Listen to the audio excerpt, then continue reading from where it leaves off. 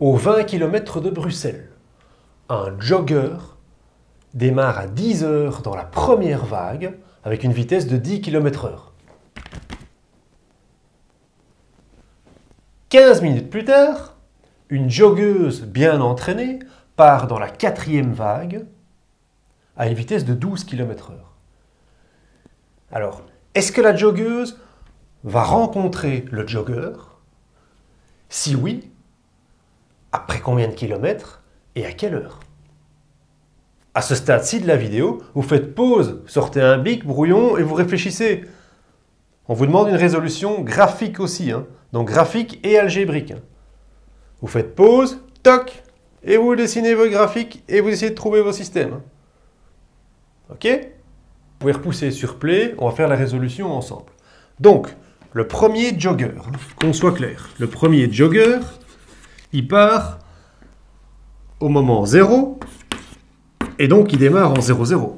Mais après, il fait quoi comme vitesse, lui? Oui, il fait du 10 km/h. Donc, ça veut dire qu'une heure après, il est à 10 km. Ok?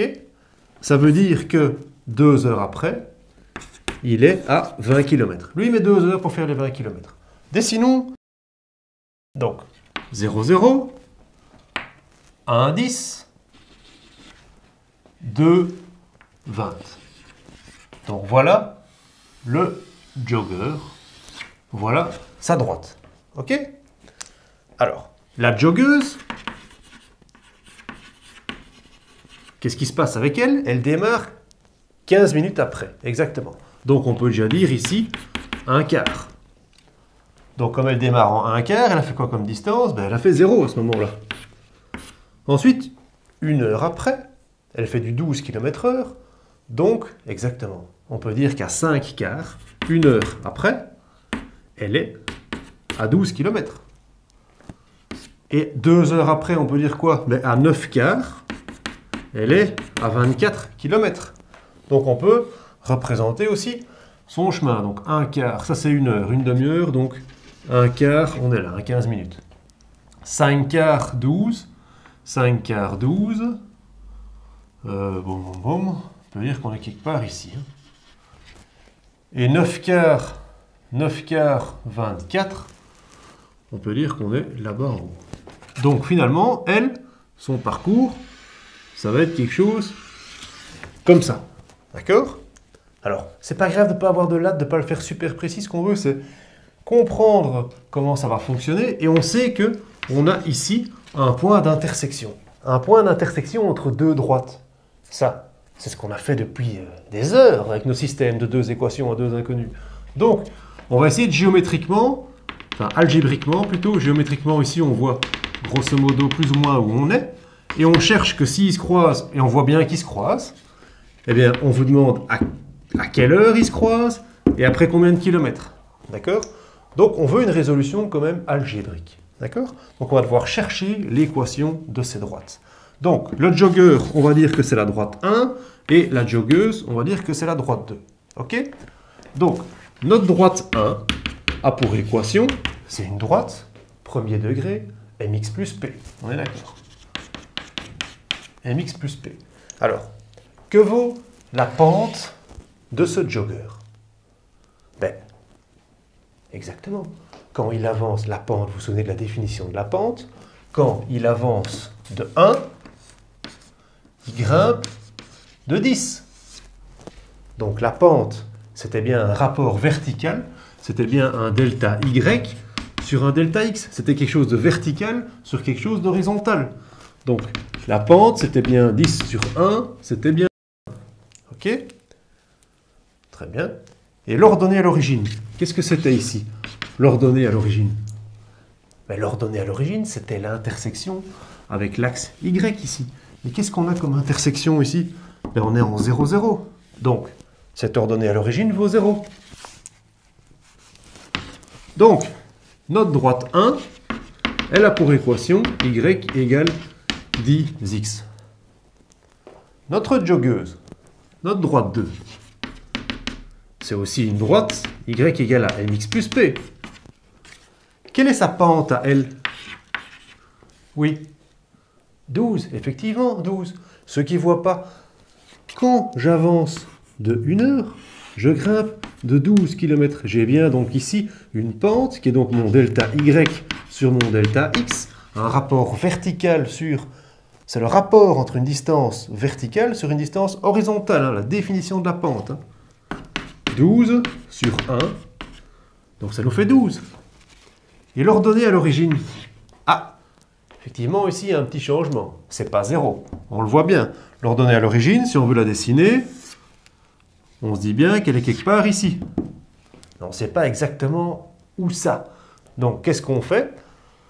En fait, on a 3 points ici. Donc on peut prendre n'importe lequel des 3. Vous prenez celui que vous voulez, d'accord? Moi, pour vous montrer que je prends le milieu, je prends le deuxième, comme ça. Mais vous pouvez prendre tous les autres, peu importe. Parce que de cette façon, on connaît Y, on connaît X, on connaît la pente, et on n'a plus qu'une seule inconnue, P, en fait. Et comme on n'a qu'une seule inconnue, on pourra le trouver. Donc regardez. Y, 12, égale M, 12, fois X, 5 quarts. Hein. Donc notre X est là, notre Y est là. Hein. 5 quarts plus P.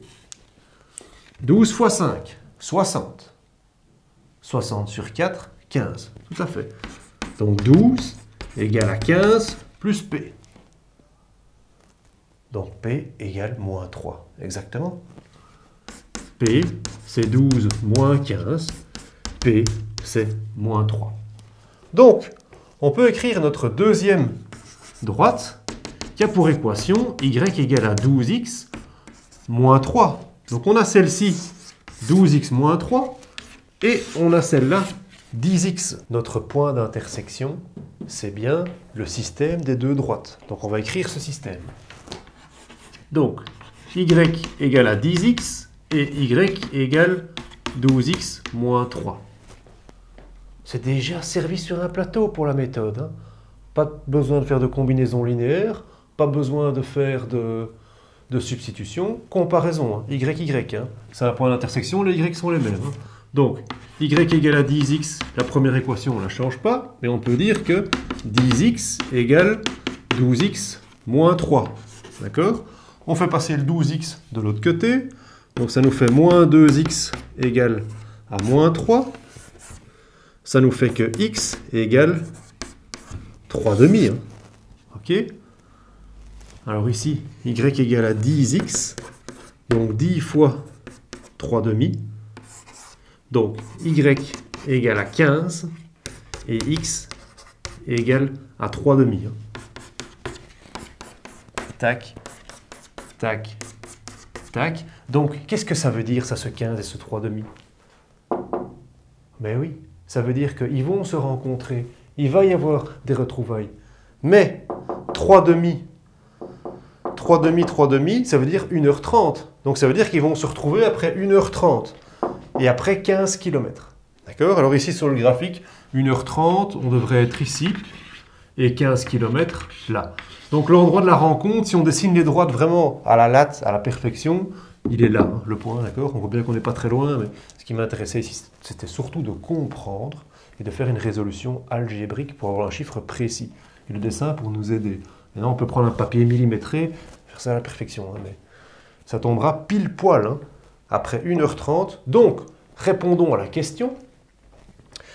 Ils vont se croiser à quelle heure alors? À 11h30, donc à 11h30, la joggeuse rattrapera le jogger au 15e kilomètre. OK? Pour cet exercice, je vous mets 2 devoirs et vous allez devoir réfléchir. Hein.